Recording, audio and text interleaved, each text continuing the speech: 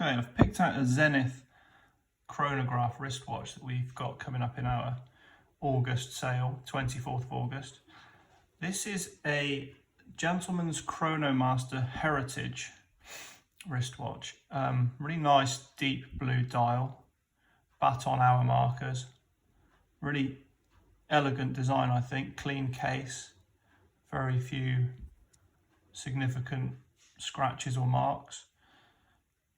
And Zenith are a really interesting brand actually. They were one of the first, if not the first, there's a big argument about this, manufacturers to produce an automatic chronograph movement, and this was back in 1969.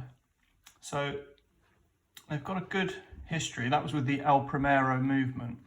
Now, the reason I've picked this watch out is because of the movement, which we can see through the exhibition case back. And you can really see the quality and the craftsmanship in that movement. This is a caliber 4069.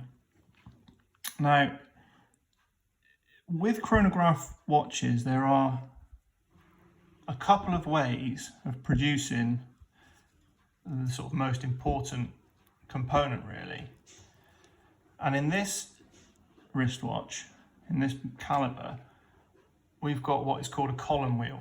Now, Zenith have very helpfully blued it, so it's very easy to see. It's this component here. And when you push the pusher, hopefully you can see this little component move round.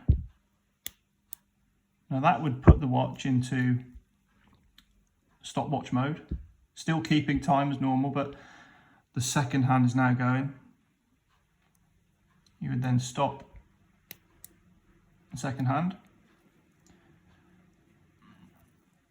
And if we go back round to look at the column wheel, as we reset the watch, that is it in operation. And the other method of doing this is through a cam piece, but traditionally, a column wheel would have been used and is still very much seen as the highest quality component that you could have for doing that job.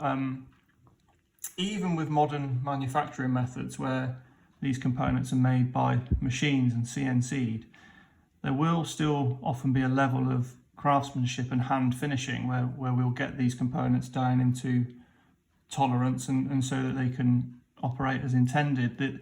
The column wheel chronographs do tend to have a slightly smoother, cleaner feel to them when operating them. But there are also benefits to the cam system, but the main benefits probably are actually in the ease of manufacturing. When we look at collectible watches, what we find, especially in the high end, is that the value and the price of them is often determined by the craftsmanship involved.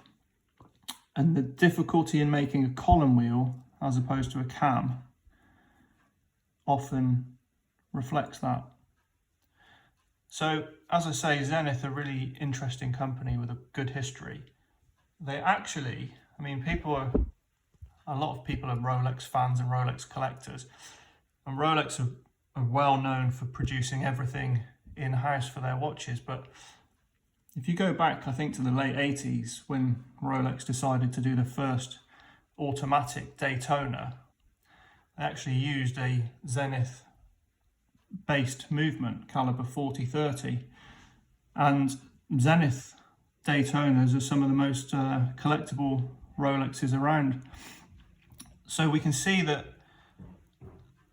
these watches commanding a much lower price tag than Rolex Daytonas, but with very, very high levels of quality, well worth adding to a collection.